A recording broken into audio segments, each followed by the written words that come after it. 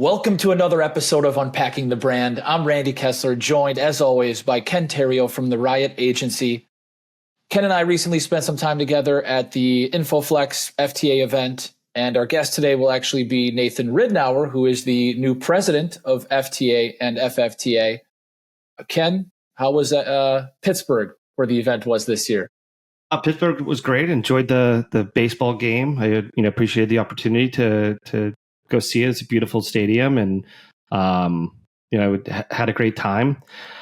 I think it was the show. Kind of had a lot of great people and acquaintances, and but I think there's some opportunity for them to kind of improve things overall. And I think Nathan's been in his role for about 7 months, and so I had a great conversation with him. And we had actually spoke before the show. He had reached out to me and really appreciated the opportunity to give him some feedback. And I think that he's up for the task of making what's been a really great event even better. Listening to kind of what the market wants and is requiring of association trade shows. And so I think he's been in that role for about 7 months. He's new to the industry.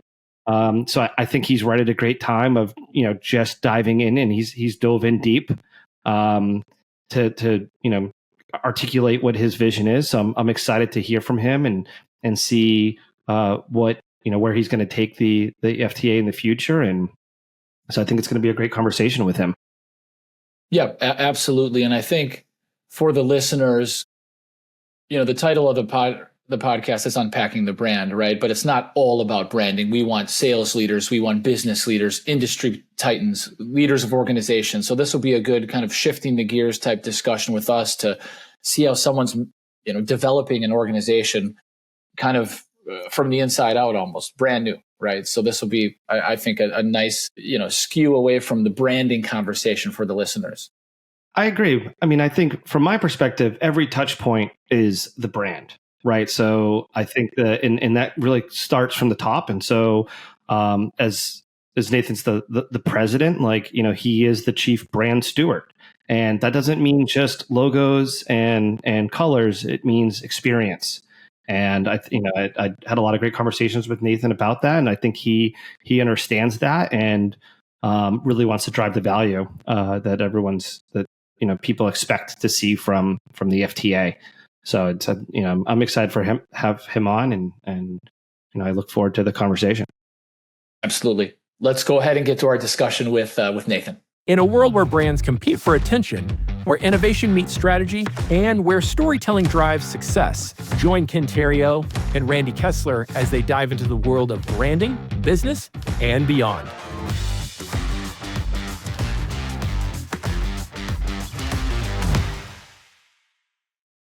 Joining us on today's episode of Unpacking the Brand is Nathan Ridnouer. He is the president of FTA and FFTA. Joining us bright and early from the West Coast. How's it going, Nathan?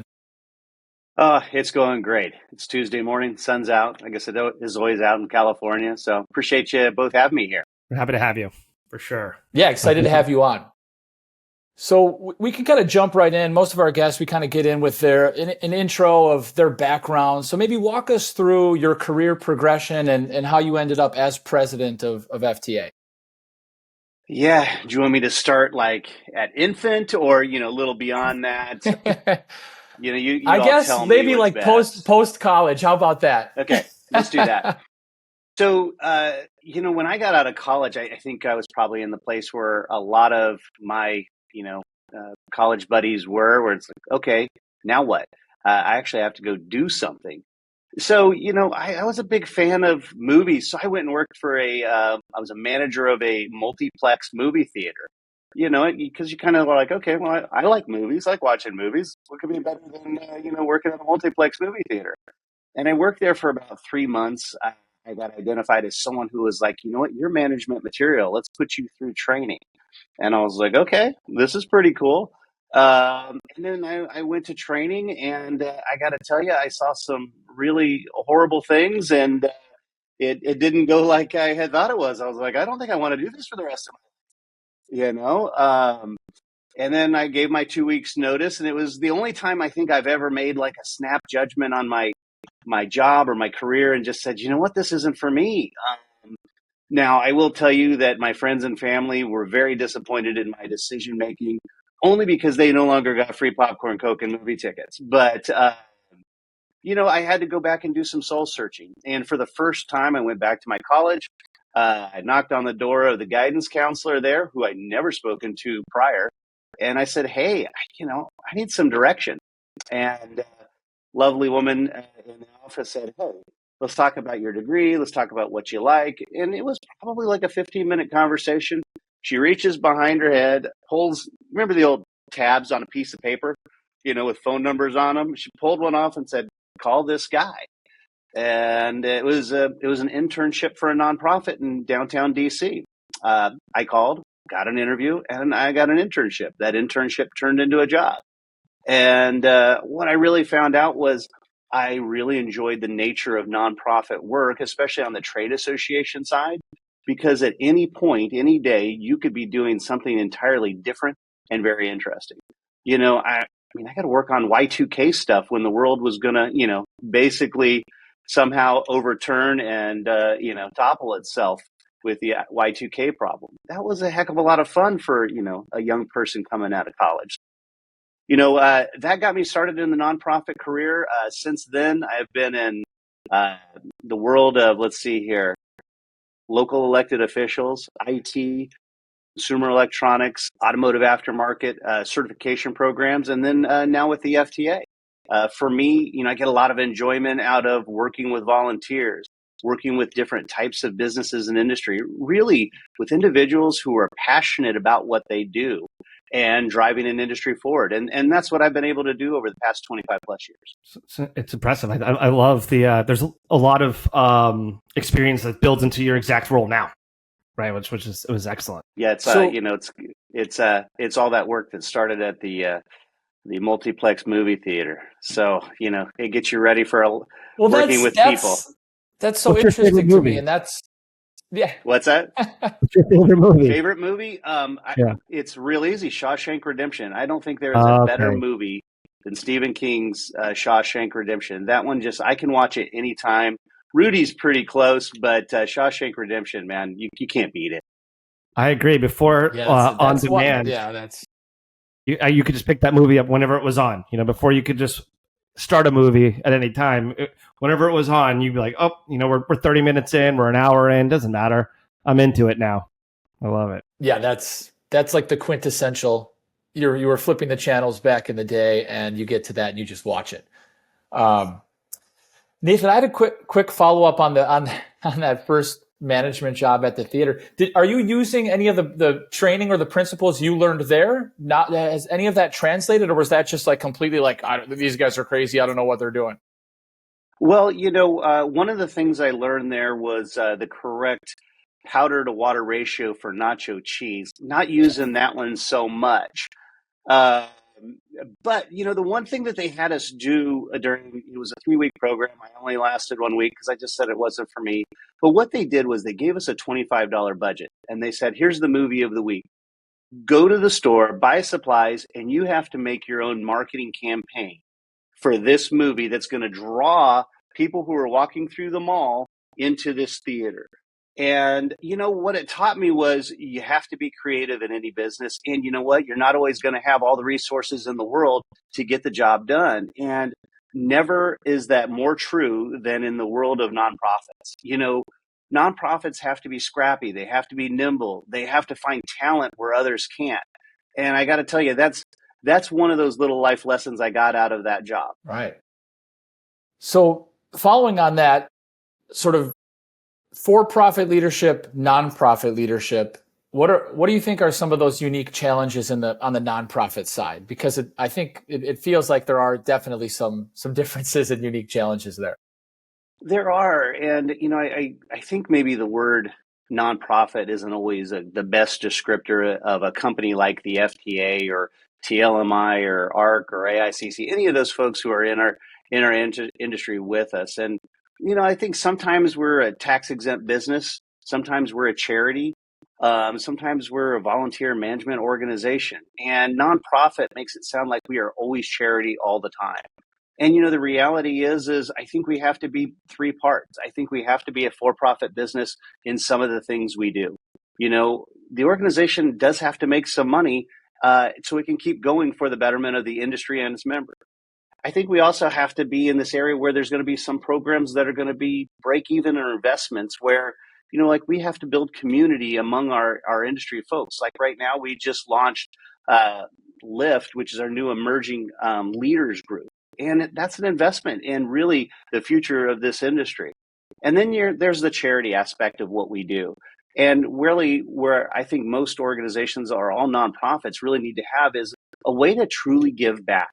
And for us, we have a great partnership with the Phoenix Challenge, but we also have scholarship programs. And this is an area that we're looking to help evolve even further, especially with the workforce challenges that the Flexo industry has, and really trying to go out there and find that next generation of talent who's going to operate our presses and help us move forward with great quality printing. So you mentioned, the FTAs that are you're a nonprofit association or a, kind of one of the many descriptives you just got. Like, do you find it challenging for an organization to stay relevant with times that are just changing so fast? Expectations are changing quickly. Yeah. Like, I think you've been in the role for 7 months now or something like that. It's more 6 days away from 8 months. It's it's like an infant. After a year, I guess we can't keep calculating in months, right? So, based upon your assessment now, like you've obviously dove deep in, are you like, what are some of your first, kind of the first things that you're recognizing that need to be evolved, or maybe some initiatives that you think, obviously you just launched the Lift program. Like that's kind of what drew my mind to this question is like, are there other things? Where do you think the industry's lacking? And do you have any ideas on how to kind of close that gap? Yeah, so I have that whole almost 8 months worth of experience in the Flexo industry. So I'm almost an expert, right? I have a long way to go. One thing I've learned is that there are some amazingly talented, smart, and passionate people. This industry are doing some great hand holding with me. But and they're really helping us guide the FTA. Our board met in January. We hosted our first strategic planning retreat in a very long time. And we sat down and said, hey, listen, after 66 years, and can you believe it? The FTA has been around for actually 67 probably now. 1958 was when it was started. This organization isn't looking for a complete overhaul. They've done some really great things in the past 60 plus years. As a matter of fact, it's hard for any business, to stick around that long, have that much longevity. But there are opportunities. Every business today is evolving. At our forum InfoFlex this year, AI was our top session. Imagine if you ask anybody who has a trade show or a conference these days, AI is probably the top session. But it's also a very big disruptor for a lot of businesses right now, but it's such a great opportunity. So when we look at what the future of the FTA has, we have to get more nimble. We have to move faster. We have to be able to pivot. And, the great news is Flexo's been around even longer than the FTA. And it's not a business that's going anywhere. As a matter of fact, what I'm learning is it's one of the largest unknown businesses by the average consumer. Every time I talk to someone about the flexographic industry, they're like, what is that? And I don't know that we need to be a household name, but the partnerships that we have with the CPCs right now, I think we can get stronger. So that's one area that I'd like to see us grow. There's also education. When you look at the education that we do coming out of COVID, most organizations they were really forced to go all in on demand. And you know what? That was a good thing. It helped us kind of reformat how we looked at education, but also it put us into this one bucket. And, for the FTA, we have to get out there and go, you know what? I think people want to get training in person. They want to get it back at their facilities, or, you know what? They need to get out of the office or the print shop at times so they can meet with others. So it's not just about the forum InfoFlexes or our technical conferences. we have to be able to provide education where people want it and when they want it. So that's one of the things that we're working on right now with Kenny Tucker, who's our no longer new director of technical education, but it's taking this foundation of on-demand training and creating some other opportunities, which may mean live online training for those individuals who really need something at that moment at their desktop, but they also want some interaction like we're having right now. And then it also means us taking our training into a one-to-many or one-to-small group training programs. For example, we just visited the FXE in Atlanta this past week as part of our staff retreat. Had some really great conversations about using facilities like the FXE, what BOPS, HP, and others have to do training on FIRST for the industry. Now, that would be a great opportunity to take it to the people in this industry rather than making them come to us. The other option is how do we go to businesses and say, hey, listen, we'd like to come in and train your staff at your facility on your presses so that there is some opportunity for them to stay put. They don't have traveling costs, and we can help them get the knowledge they need to be really great at their job. So those are kind of two things that we're looking at right now to help evolve the industry. At our core, education is what we do. Those are some good guardrails for us when we look at what's the purpose of the FTA. It really is providing technical education for the flexo industry. Yeah, no, that's excellent. I'm level 1 certified. Proud. Awesome. Yep. I back in my Flexo Concepts days, I helped get the program connected with the Workforce Training Fund out of Massachusetts so that the state would kick in the cost of doing it. And I remember we loved it because, we were always trying to recruit new people, and having a formalized training program internally, it's a heavy lift. And so, the FTA had just come out with that, and, couldn't speak higher of the opportunity for our team and myself to participate in it. And it can be an intimidating industry, right? And recruiting new people that feel confident to speak to other industry professionals it's definitely a challenge. I love hearing that that's a core focus, and I think that's well aligned with industry needs. Yeah, it's interesting that you say that, Ken. When I was at Forum InfoFlex, I talked to some young people who were just getting into the industry, and their bosses sent them out to, take advantage of the first training that we did. We did a test drive of it there. We had like 40 people in our first in-person training program. It was fantastic.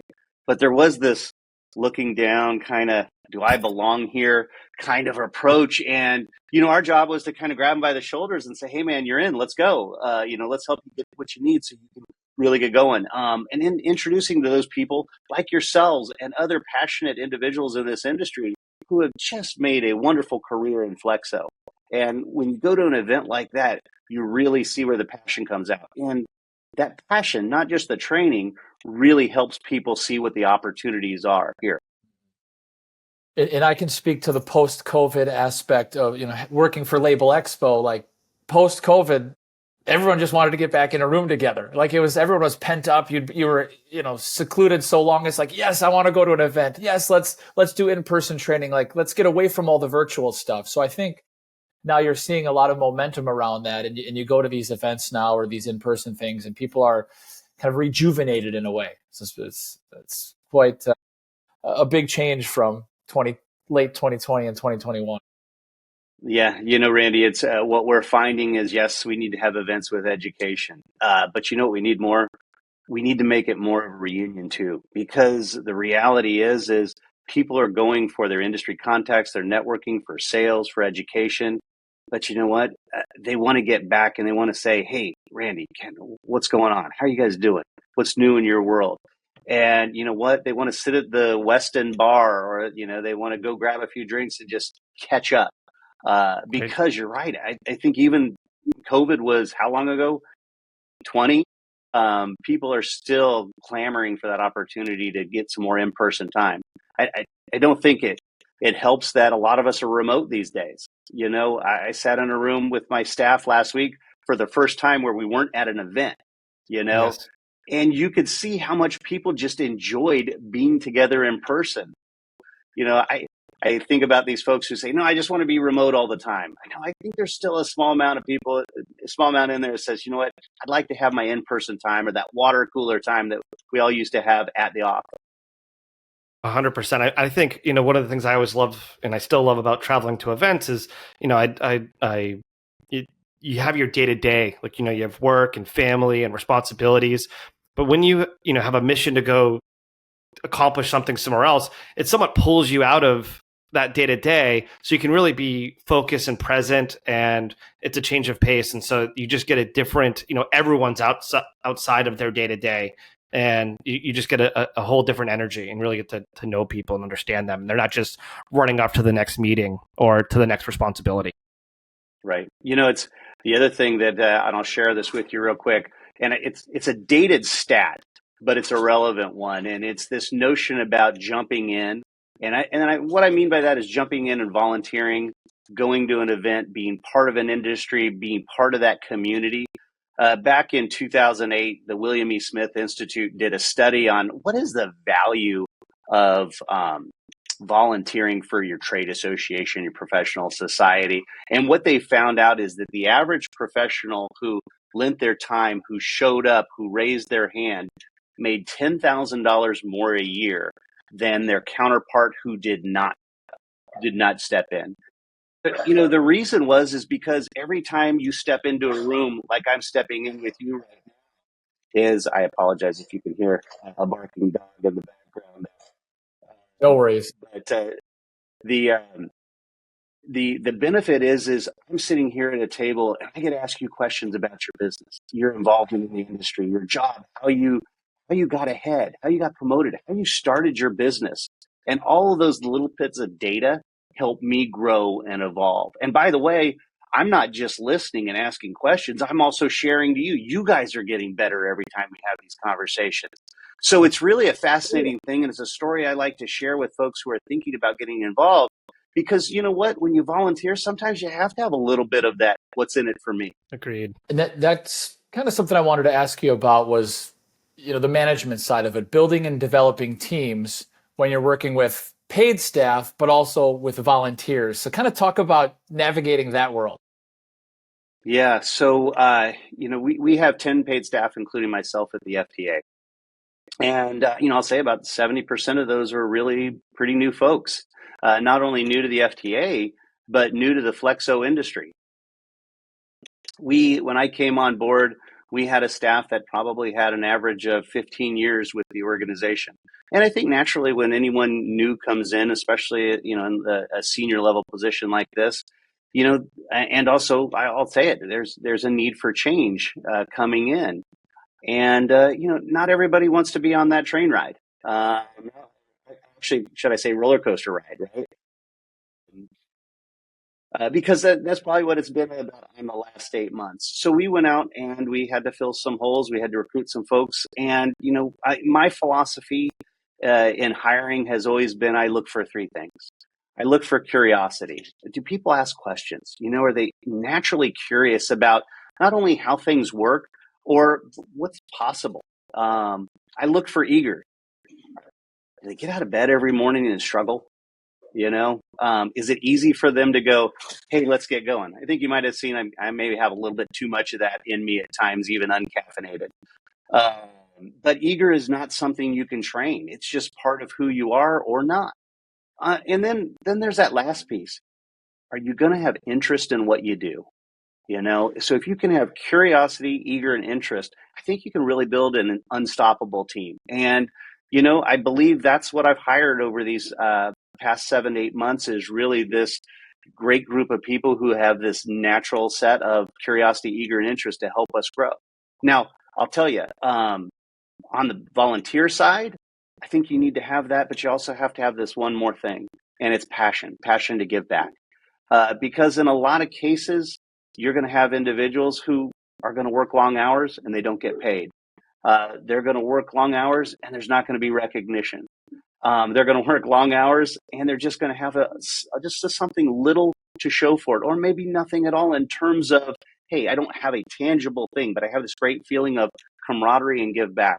And I'll throw it out to something like our awards program. When I came on board, I was like, why do we have so many people that are interested in being an FTA awards judge?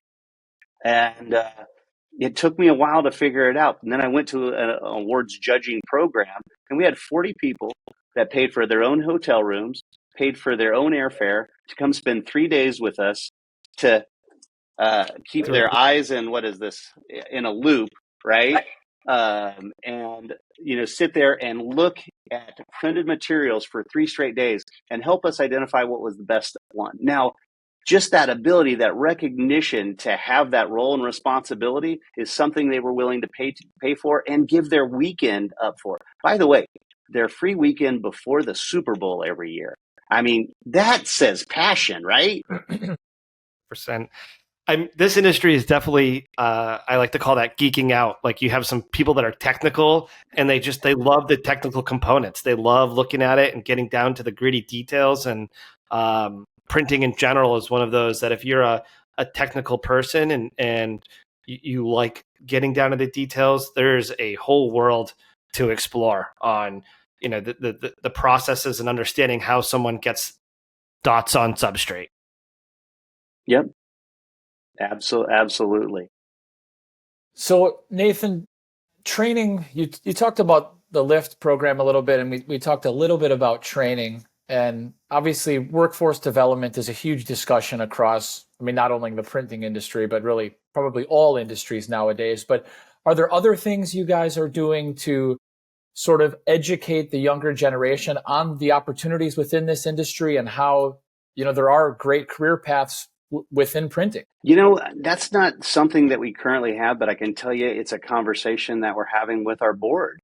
Because, when you look at a lot of these industries that are, let's call it what it is. There's a lot of blue collar workers in our industry, and that's okay. Manufacturing is starting to make a decent comeback in the United States.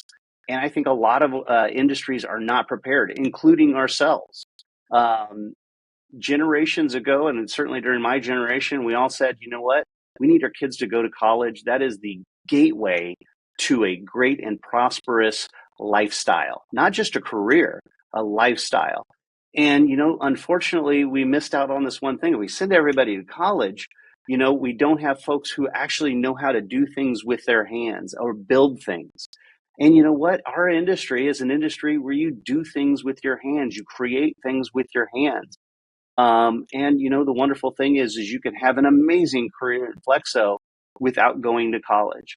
And, we sat down with our board leadership this past week, and we had this conversation about really what do we want our focus to be?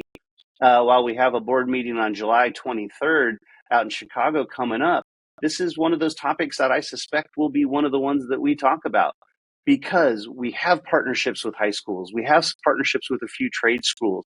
Really, most of that is through the Phoenix Challenge. And I think they do some amazing work. Betty Lynn over there is, when it comes to passion and giving back, I don't think there's anyone that matches her level of intensity when it comes to giving back, which every industry needs. But I do believe that the FTA can do more in terms of being a champion at that high school level for individuals who are looking for a really great career and lifestyle. Yeah. College definitely isn't for everybody. And you hit it on the head. Excuse me. People not knowing how to do things anymore. Like, I have a few family members, in-laws, they're welders and plumbers and carpenters and they are no college education, but they are living great lives. The kind of off the books work that they have through their networks that they've built, all these, side gigs that they're doing. It's wild. It's incredible. So it's almost like if you're willing to do that, it can be a better path in some ways. So I think, that education to the younger generation and working with the high schools is huge. I think a lot of people I was going to say, I think a lot of people, they underestimate how good it feels to create something, like to put a lot of effort in and then have a product at the end of any kind. Like, oh, I made that. There's a lot of good dopamine that comes from putting a lot of hard work and having something to look for it, rather than like, I pressed on the keyboard all day long and I get to do it again tomorrow. Right. Hey, Dad, what do you do? I sit here and look at the screen, all day long. It's not a bad thing. It's a good lifestyle. But you know what? You know who the people are at risk of AI are? Uh, all those folks who are sitting at their That are screen, not plugged the in. folks who, like right now, I have a nice fellow working on the outside of my house, putting on some new boards to replace some old boards and do some painting and some roof work. AI is not going to replace that guy. And let me tell you, he's getting paid pretty well. 100%. So I've been doing a little nonprofit because my oldest son is going to a private high school. So there's these programs across. I live in Minneapolis, by the way, Nathan. Okay. And we have programs across the city where you can volunteer and work at a venue, and then you get a little bit of money to go towards your child's tuition. Now you're putting in an That's 8-hour great. shift and you're getting $100. So you're getting very much underpaid for the work, but you're working with other passionate people that are doing these things, and it's just a way to kind of lessen the burden financially for families. So it's a great program the school has set up, and we have a shared vision, and you're just it's my first go around in more of a committed fashion to that sort of thing. Yeah, no, it's my daughter was in gymnastics here, and I'm going to say there's a maybe an hourly rate change from Minnesota to California. When we volunteered, cost of living difference. Yeah, when we volunteered, it was $25 an hour towards your child's gymnastics bill. My wife and I were like, okay, how many hours can we do? Let's work on this. So, yeah, double. Okay, double what I'm getting. All right. So, well, we actually get, if we're working at a local event and there's tips to be made, let's say a baseball game or something, then the group shares the tips. So if we do a really good job, then we get some tips, and you can add that on. So, let's not talk anymore about this paying volunteers for work. I'd like to change the subject if we could. It would be really helpful for me in my current job. Well, okay, so to bring it back, like obviously the show's called Unpacking the Brand. And branding, authenticity, and trust are key. What are some of the things or your philosophies that you're trying to deploy at the FTA to help build trust with volunteers and board members and suppliers and converters? Anything that you could share there? Yeah, through your career, and I'm sure this is the same for both of you, you learn a thing or two. It's in my first few nonprofit jobs, I learned that margins aren't necessary. But then in one of my last jobs, I learned that margins were everything in the nonprofit world. And you know what? I love that concept. And it seems like such for-profit thinking. But I think that's one of the challenges with nonprofit leaders is they don't think about the cost of what something takes to produce it and then manage it and then keep it going over time. You do have to understand your margins. When it comes to working in this world, I feel like, hey, you know what? There are different ways of looking at everything. So, when we look at the nonprofit world, and I apologize, I just got distracted a little bit, Ken. Like I said, I have someone walking on my roof right now, and I lost my train of thought. I apologize. Could you repeat the question? No worries. I sincerely apologize. I'm just like, I'm watching it go across my backyard and then now on the roof. And no worries. No worries at all. I was just asking philosophies on building trust within volunteers and board members and the industry overall. Just kind of like you're trusting that guy on your roof not to step through it or something. And I hope he doesn't. But I think what you just saw right there for me was a little bit of humble and clarity. And I think that is in transparency. I think that goes a long way with how you work with your volunteers, your staff, and your partners. And it's something that I'm really trying to instill with our team is that, when we look at where we are, we have to be very clear about our current state. We have to be very transparent when we work with a vendor. With our board, I let them know when someone quits or when we have to let someone go or what our challenges are. Not because I want them involved in the operational aspects, but I want them to trust in my decision making. I want them to know that, guys, I'm going to stub my toe, but I'm going to learn from it. We're going to do better next time. But give me the grace to let me stub my toe. When we look at vendors, I encourage our team, to look at it from a different perspective. These aren't folks that we just pay to do a job. if we're partners with our vendors, we're going to get even better work out of them, and we're going to do better for our members. That's why we exist, is really to figure out how we do the best work for those members and volunteers who help this industry and this organization thrive. So when we look at our board, we got to build trust through transparency. When we have our vendors, we have to have great partners. We can't just have people who just get a check for doing a job. And then when we have our staff, we have to make sure that we all share these same philosophies, so we treat other people the same way. One of my last jobs, our CEO, the guy who's really into margins, I have a lot of respect for him. But what he would do is he would share everything. He said, listen, I'm going to hire people who can know everything and know when to share externally or when not to share. In 14 years of running the organizations, he acquired 14 companies. And from the minute he talked with those companies, he would tell the team, first it was 100 staff, and it's 300 staff, and it's 500 staff. But he trusted everybody with that same level of knowledge of knowing, hey, we're going out and we're talking to this company. If you have any insight, feel free to share. But I want to let you guys know that we're talking to this company about a potential acquisition. He never said, by the way, don't talk about this. He never said, by the way, this is confidential. He just told people. And you know what? Some people, I don't think, made the cut because they didn't understand what was needed. He built trust that way. By the way, he let people fail. Oh, by the way, Nathan, maybe we don't talk about that next time.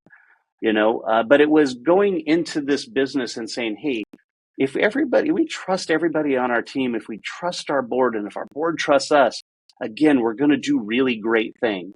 But it has to start from there. And the best way to get through trust is to be very transparent. Be very transparent about our wins. Be very transparent about our losses. And you're going to do really great things. I totally agree. I think transparency is a key to trust, and that helps build the brand. I will say, just from our initial conversations that we had a few months ago, that was one of the things that I enjoyed most about talking to you, is that we just had a really candid conversation right from the beginning. And I was like, this guy's going to be good. I enjoyed the conversation, because you kind of take two roads, like try to lessen the obstacles, to be like, oh, this is, we got this, we're already on the right track. Or it's like, we got a lot of work to do, but I'm willing to roll up my sleeves and get to work. And so I would tip my hat to you, and I think that was well said. No, well, thank you. And the neat thing is when you're transparent with people, and by the way, especially when you need help, people will help too. 100%. It's that whole rising tides thing. It's not just good for an organization, but you know what? When you're not doing your best, people will come there and help lift you up. And sometimes all organizations are going to go through these peaks and valleys. And when you're transparent, you get to celebrate those peaks. But when you're in those valleys, man, people will be there for you. And that's been really the great thing about this industry I've seen too. 100%. So just as we get to kind of the closing portion of this episode, what are some good ways for people to get more involved with the FTA? Yeah, it's really easy, and I have the best instructions. Raise your hand. That's it. And it's just, hey, Nathan, you know what? I'd like to get involved. Fantastic. And what usually happens is that leads to a conversation. And then they say, okay, now what? And I go, show up. That's the next thing. They go, really? It's just that simple? No, you show up. And then you show up again. That's all it is. And then, by the way, you're going to meet some really great people. And then after a while, you're going to have a reason to show up again because you know all these really great people and you want to be around them. And then you're going to find out that, hey, you know what? I have this skill set that I can contribute. Can I use that skill set? And I'm like, yeah, we're a staff of 10. We could probably use that volunteer skill set. And then, you know what? You end up being one of our chairs for either the Forum InfoFlex or our Fall Technical Conference. Or then you become a board member. And the idea is it really all starts with just raising your hand. That's as simple as that. I know you're a big advocate of that, Ken, right? Just do it, right? That's one of your philosophies. Just do it. Yeah. Just do it. Just get involved, and it doesn't have to be perfect. Just start and have a willingness to learn. And the more agile that you are, and you take your licks and keep getting back up, you'll get better. It's I think there's that quote that people have, successful people have failed more times than most people have tried. and that just comes with taking the losses, with It does. some being humble, but still doing it. No, you're exactly right. A question I had is you've obviously dove deep into the industry, and this doesn't have to be like a deep thought here, but what are some eye-opening or the most interesting things that you've learned about package printing, flexo, digital, maybe that you didn't know, a year ago? You know what? It's going to sound silly, but I look at a supermarket differently. When I first came on board, I talked to a guy named Ben Markins with the Markins Group, and he's like, Nathan, I'm going to be in town in LA. I'm going to be flying through. Why don't you meet me? And I'll give you a flexo education. And I thought, it was going to be more like, here's how a doctor blade works. This is an analog scroll. By the way, Ben did a great job with that part too. But we met near LAX. I picked him up and we went to a Starbucks across from, I think it was a Ralph's grocery store here in Southern California. We sat in Starbucks for a minute and he's like, okay, come on. And we walked over to Ralph's grocery store and we were in there for like an hour. And he said, grab this guy. I'm going to show you what flexo is and where it isn't, and what gravure is. I'm going to show you what litho is, and we went through everything. Now, I don't know that I'm at the point where I am at. Wow, this is the most fascinating thing. Look at these dots. Look at that, halo. I'm learning that, but what was fascinating to me was how prevalent flexo was in this grocery store that people visit every day. Now, they see this brand, but they don't know what goes into it. And that was what opened my eyes, is what goes into developing that label that goes on that Coca-Cola bottle, or, that print that goes on that can, or on that, pouch of dog food. For me, that was eye-opening. And not just, hey, there's print on a packaging. It's how it's evolved once you go through the training, especially something like Flexo 101, where you realize, Flexo stamps years ago. It's just plates years ago. And it's evolved into this high-tech, highly critical printing where, it is, you can really see how technical these print jobs are on these very intricate packaging. And I got to tell you, it's exciting to see how much it's a part of our world, especially in the supermarket, but also when you see how far this industry has come. I went out to Coast Label a while ago here in Southern California, and they have almost this back room of their original metal plates that they used back in the day. So you can see how they've gone from these metal plates and, probably wooden plates before that, all the way to, different types of products like what CSW produces with these. By the way, calling this a plate is a struggle for me. So it's, I'm learning that. Yeah.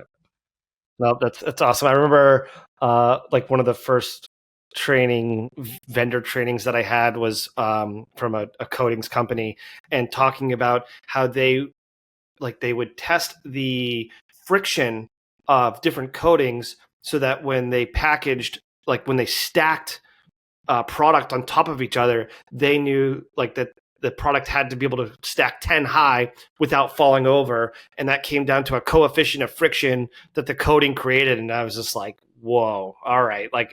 Same result. You can't go into a retail store without thinking how much effort went into making sure everything's stacked, is visible, has all the information you need, and ultimately marketable. Yeah, I'm not to this place where I have that level of appreciation yet. For example, I went out to breakfast with Kenny Tucker on our team, who is born and raised in Flexo, and he's looking around. He's looking at the tablecloth. I think his eye is probably a loop, and he's like, I think this is Flexo. I think that's Flexo, but that's not. And I'm like, Kenny, can we just have breakfast? How's it going, man? That's awesome. Yeah, that's so good. It's funny you say that too. When I first started 19 years ago. Within the first 2 months, our strategic director took me to a grocery store and walked me up and down the aisles and talked to me about the same stuff. Now, a lot of that I've certainly forgotten over time, but it's just so interesting how that's such an easy way to kind of introduce somebody to what we all do or what we're all related to in the space. Well, Randy, I liked it so much during our staff retreat. We actually Kenny put all of our staff through a supermarket sweepstakes challenge. We actually had a competition. So they got to do the same thing, but different. Love it. Anything you'd like to plug within FTA? We always give guests the opportunity to kind of plug something or any events coming up that people should know about. I'll talk about our fall. I'm so used to calling our fall technical conference. It's the FTA technical conference in Orlando coming up in September. And, we're excited about this one. We really want to get back to our roots of training. Individuals who attend this event can get their first level 1 and level 2 training. They're also going to be immersed in networking opportunities with people who are just like them and work on the presses and print shops at their companies. But then they're also going to be part of, an environment where suppliers are going to be in the room with them the entire time. I think in the past, what we built were these programs that were really great, whereas education, and then you leave the education and you go spend 3 hours with suppliers in more of an exhibit type program, very much like Forum InfoFlex. Well, with this type of event, we want it to be more immersive, where there's more community between the suppliers and the printers. And that's really important because that partnership, not only from a buyer-seller relationship is important, but from a knowledge sharing relationship, we think that's really important. So the FTA technical conference is coming up in September, and we're really excited to present this new format and really show people how they're going to build these new relationships network, but ultimately get educated on how to really create the highest quality print for their CPCs. Thank you for that opportunity, by the way. Yeah, no problem. That's we're happy to help in any way we can, and obviously we'll market the heck out of this episode as best we can. I mentioned to you, I think a little bit. This is called Unpacking the Brand, right? So we always have a handful of rapid fire questions for all the guests. So we'll start off. What's your favorite brand? Well, as a neutral nonprofit guy, I guess I have to be neutral, but I'm not going to be. You guys saw my Coke bottle.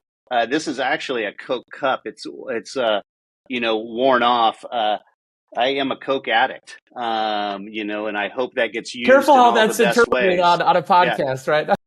Yeah, but I love Coca-Cola, but I've transitioned recently to Dr. Pepper.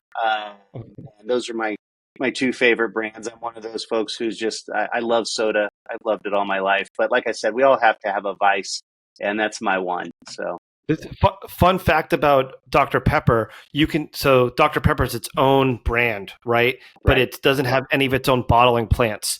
You can tell based upon the shape of the bottle if it is bottled in a PepsiCo plant versus a Coca-Cola plant. So next time when you look at a Dr. Pepper, you'll see different shapes. So that is the one thing I like about Dr. Pepper. I find that you go to like a Pepsi place and they'll have Dr. Pepper. You go to a Coke place, they'll have Dr. Pepper. But if you're a Coke fan, you get on some islands and some of these convention centers, and it's a tough couple days. We need to do a whole other episode on this because I also love soda, but aside from that, so working at these events, we have Pepsi products. So people are like, yeah, I'll take a Coke. And I'm like, Pepsi okay? And they're like, no, actually, that's not okay. And I'm like, well, do you want the drink or not? Like, yeah. But do you know the secret about convention centers and hotels? The best hotel managers, operations managers, and convention center managers have a stash of Coca-Cola and Coke products back there. They never will talk about it. They can't because they're Pepsi places. But there's a stash, and you can always find someone who's like, come on, man. You're an addict. You're just like, hey, man, you got just one back there, right? You got just one back there. That's come on. amazing. I know you can find me one. Oh, wow. I love that. I've leaned on staff for like iPhone chargers since I've forgotten mine at hotels, but never Coke product. Yeah. Okay. Well, what about your least favorite brand? There must be something that, you don't like, right? I'll give you a least favorite brand that I've grown to love, and it pains me to say this, and I'm glad my wife's not here, but it's Trader Joe's. My wife transitioned us from, just whatever regular grocery store there is to Trader Joe's all the time. And at first, I'm like, Trader Joe's is, it's just a generic brand. It's just generic foods labeled better, and then she started buying, and I was like, dang it, I really like this stuff, I'm sorry to say, yeah, I'm a big fan now of Trader Joe's, even though I didn't want to be. And they're so darn friendly when you go there, and their food is really good. And now it's so much better. And my wife's happy that I'm on board, but I'm not really, so I can't be honest. I mean, I can't disagree with that. Yeah, I feel like we always get this like gnocchi frozen dish with some stuff, and I'm like, oh, this is gonna be.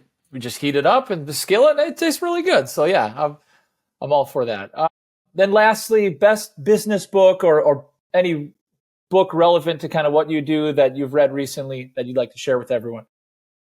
Yeah, I'm going to go with an oldie but a goodie, and this, I'm not, the world's biggest reader. I like to experience things.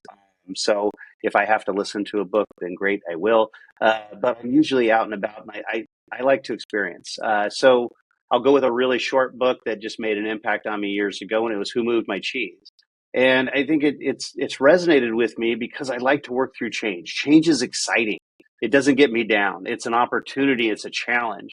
And that book, I think, articulates it really well on how people deal with change differently. And, the type of people that when you are in a change situation, and I think here at the FTA, we're in a change situation, you need people who are not only adept at change, but they're willing to go through it with you.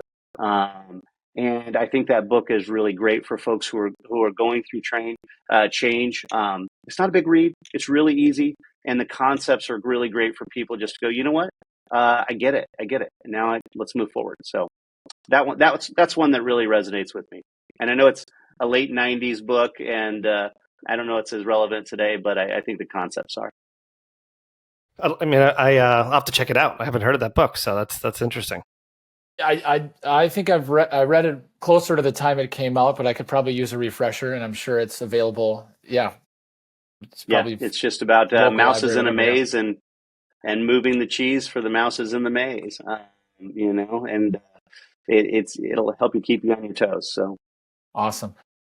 Well, appreciate your time on this early morning for you on the West Coast, Nathan. You've been an awesome guest, so thanks for coming on. It's been great. No, thank you both. I really appreciate the invite, and thank you again for the early morning one. So, I'm not all hepped up on caffeine just yet. I'll get there in a couple hours. Exactly. You all have a great day. I really appreciate the time. You as well. Thank you very much, Nathan. Thanks, Nathan. Thanks so much for joining us on Unpacking the Brand. We hope you enjoyed today's conversation. And if you liked what you heard, be sure to subscribe wherever you listen to podcasts. And if you have a moment, we'd love it if you could share this podcast with your network or leave us a review. It really helps us reach more people who are passionate about business, branding, and innovation.